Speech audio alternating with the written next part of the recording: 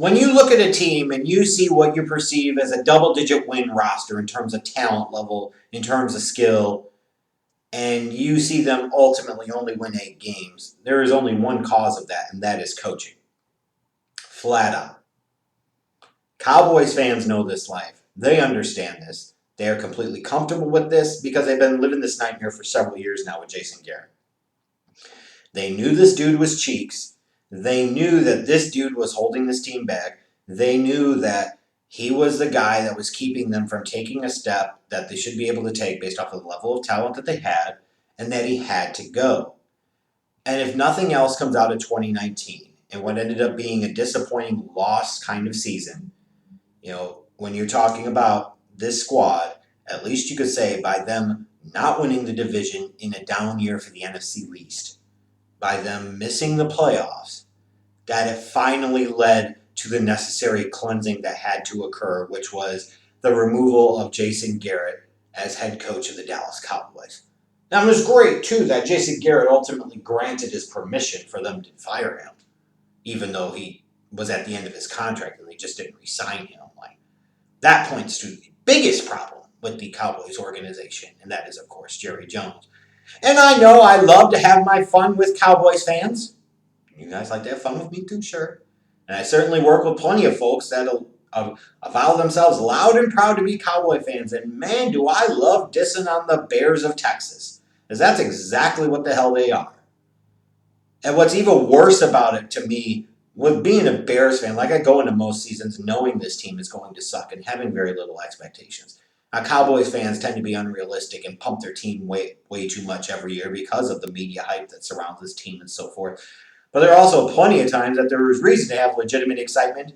And because of things like Jason Garrett, because of incompetence like owners like Jerry Jones, your team has not lived up to its potential by any stretch of the imagination. Where the Bears have had their significant issues and challenges and problems, especially at the quarterback position, the Cowboys had Tony Romo for a long time and then moved right into Dak Prescott seamlessly.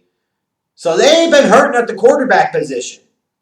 And yet it's the Chicago Bears that have more recently been to a Super Bowl with Rex Grossman as their starting quarterback, and more recently been to an NFC Championship game with Smokin' Jay Cutler as their starting quarterback.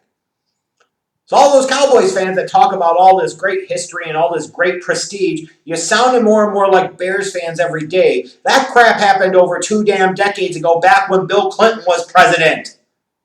Come on, give me a break. The internet was barely even a thing at that time. Jesus Christ. When you start going back to the Bill Clinton administration for your organization's success and crowning achievement, again, as a Bulls fan, believe me, I understand this. It starts to get pathetic after a while. So you have to hope that 2020 brings you something different.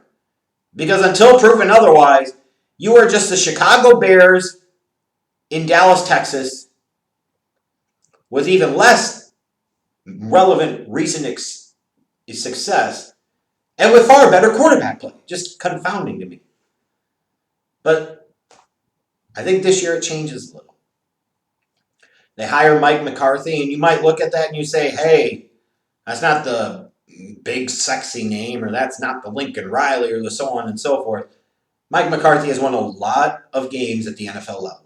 Mike McCarthy has won a Super Bowl as a head coach at the NFL level. And as much as you might want to credit Aaron Rodgers and say that is totally Aaron Rodgers, you can't just do that. It takes a team to win a championship. And even when you go back to that Super Bowl year, if that team was so great, they wouldn't have had to win in Week 17 to even make the playoffs. You forget about that. That was a team that had a damn near record of players on injured reserve that year, and yet they found a way to get hot at the right time, and they won it all. So I say that to say this is a guy that's enjoyed success and quite a bit of success as a head coach at the NFL level. Significant upgrade over Jason Garrett right there. So even when you have Travis Frederick retire, you lose one of those key pieces of that formerly great offensive line, you don't feel as bad about it because you still got Dak Prescott. He's got the franchise tag that he's playing under, so he's still playing for more money. Amari Cooper gets paid. Byron Jones does not. He ends up leaving and going to the Dolphins. But you bring back Amari, which you felt like was going to happen, especially since you gave up a first round pick a year and a half ago to trade for him. And you bring in guys like Clinton Dix and Dontari Poe to help fit that new structured defense under coordinator Mike Nolan. And you sign Greg Zuerlein, hoping that he's going to be an upgrade in the kicking game. Like, to me, I look at this Cowboys team, and just the hiring of McCarthy alone makes them division champions in 2020. I'm sorry, it does. And then you look at the draft and you say, how the hell were they able to get CeeDee Lamb to fall to him in round 1? How the hell were they able to get Trayvon Diggs in round 2? How did they get Gallimore in round 3? Like, this is one of these rare drafts I'm looking at. I'm saying, I didn't see where the Cowboys did anything idiotic. The Cowboys just almost played the draft like the Ravens and just let the talent fall to them, and they just took guys. And it's outrageous to me the fact that they were able to get CeeDee Lamb and add him to a receiving corps that has Amari and has Michael Gallup. Like, that's just nuts to me. So there's an embarrassment of riches in terms of skill talent in that offense for Dak Prescott to work with. And Mike McCarthy, the new head coach, to game plan with and for. It's a pretty good spot to be in. I think there's a lot of reason for optimism here if you're a Cowboys fan. First and foremost, for the first time in a decade, Jason Garrett's not the damn head coach of this team. I guess got to represent something. And you brought in somebody that has a lot of winning experience as an NFL head coach and championship experience as a head coach. That's a reason to be excited in and of itself. And then when you combine the fact that you've got Dak Prescott, who's only been in the league, this is going into his 5th year now, so there's still room for him to grow and improve and get better as a passer and a leader and so forth. He's back, and you've got lots of offensive talent. You've still got Ezekiel Elliott in that backfield, and that team is ultimately better when they're feeding Zeke. It's going to be a lot easier to feed Zeke when you got some of the talent that it looks like they could have on the outside. You look at Cooper and Gallup, both had 1,000-yard receiving seasons last season. Now you add CeeDee Lamb in the mix, good Christ almighty. And I look at that defense too, and I said, this is a defensive unit. It's going to be a different scheme, granted, but they got talent at all 3 levels of the defense, and they were statistically very good in 2019. And you're talking about a team that was, top 10 offense, top 10 defense in the league last year and missed the playoffs. That's coaching. That's it, plain and simple, because clearly the talent there was good enough to win more. But it's poor game planning, it's poor in-game adjustments, it's poor decision-making, it's all those things. That is a direct reflection of the head coach and the coaching staff that was there last year, period.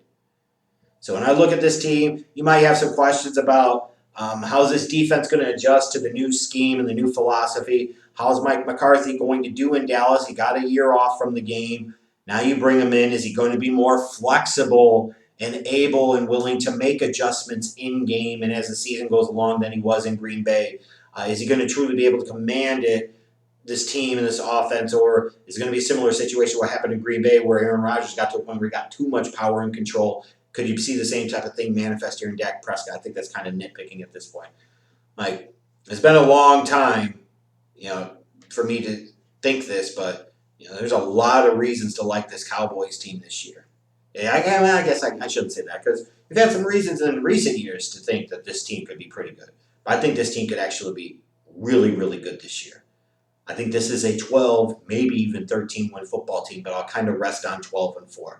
I think they are the best team in this division by quite a bit.